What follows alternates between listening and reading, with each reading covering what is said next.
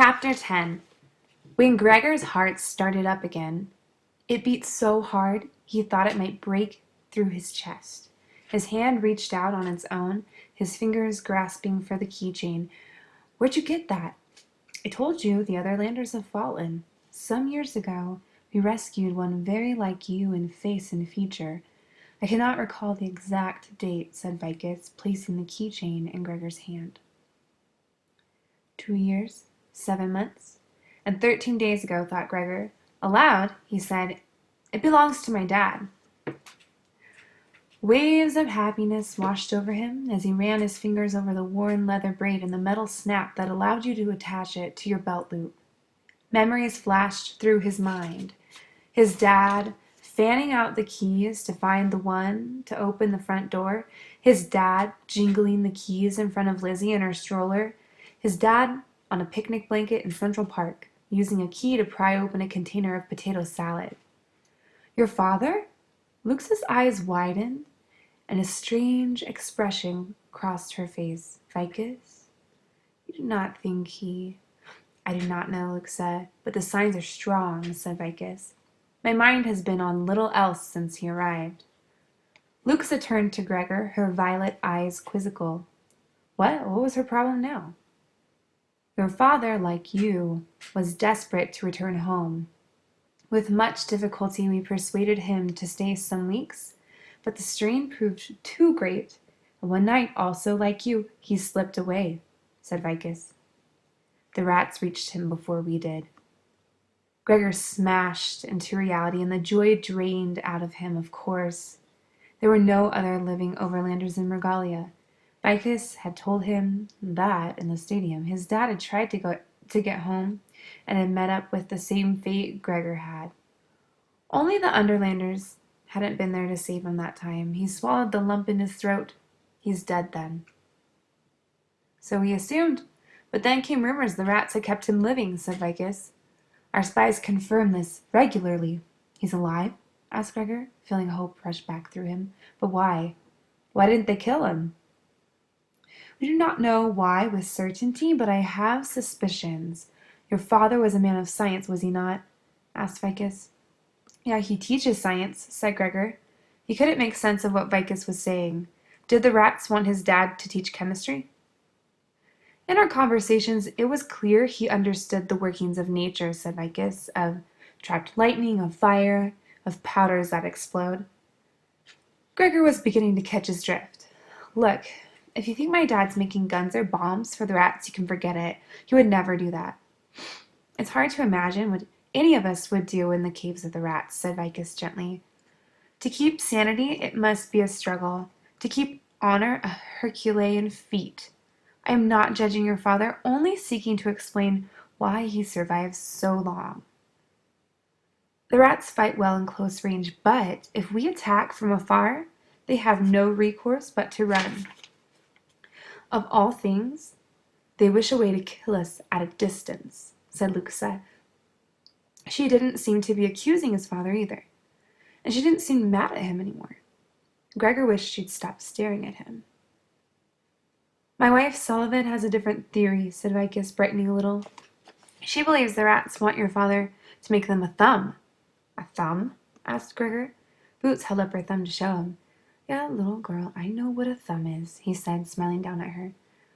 "Rats have no thumbs and therefore cannot do many things that we can. They cannot make tools or weapons.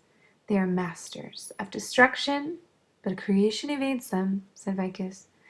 "Be glad, Overlander, if they believe your father can be useful. It is all that will give him time," said Luxa sadly. "Did you meet my dad too?" he asked. "No," she replied.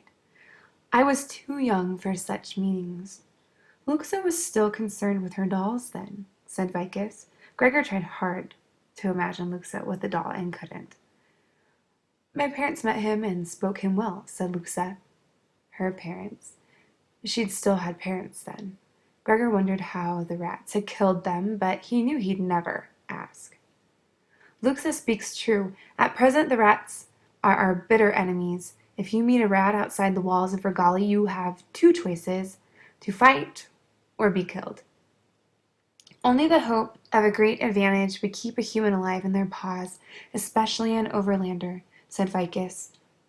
I don't see why they hate us so much, said Gregor. He thought of Shed's burning eyes, his last words, Overlander, we hunt you to the last rat. Maybe they knew how people in the overland tried to trap, poison, and kill off all the rats above ground, except the ones they used in lab experiments. Vicus and Luxa exchanged a look. We must tell him, Luxa. He must know what he faces, said Vicus. Do you really think it is he? She asked. She said. Who? He who? Said Gregor. He had a bad feeling about where this conversation was going. Vicus rose from the table. Come, he said, and headed out the door. Gregor got up, willing his stiff arms to carry Boots. He and Luxa reached the door at the same time and stopped. After you, he said. She glanced at him sideways and followed Vicus. The halls were lined with Underlanders who watched them pass in silence, and they broke into whispers. They did not have far to go before Vicus stopped at a polished wooden door. Gregor realized it was the first wooden thing he'd seen in the Underland.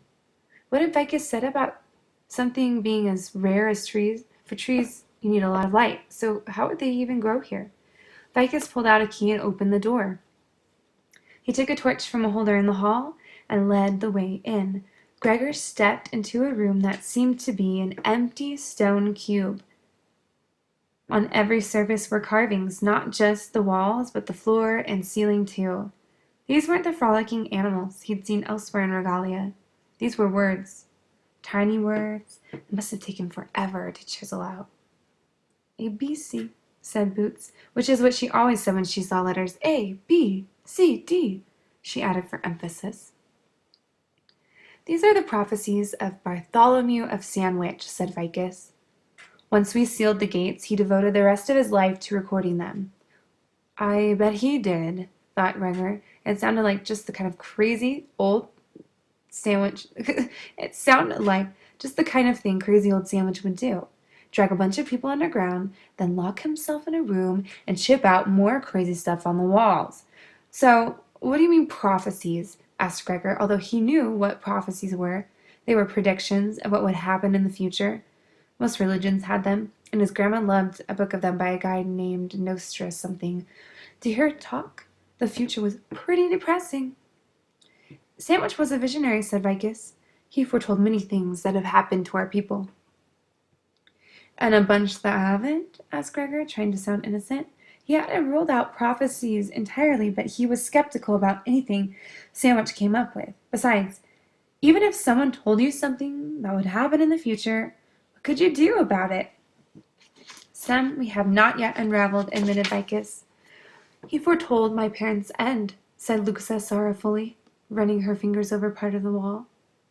There was no mystery in that.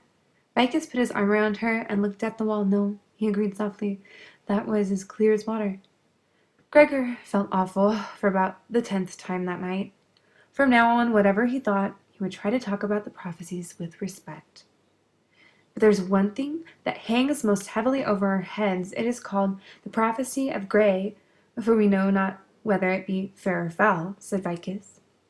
We do know that it was to Sandwich the most sacred and maddening of his visions, for he could never see the outcome, although it came to him many times.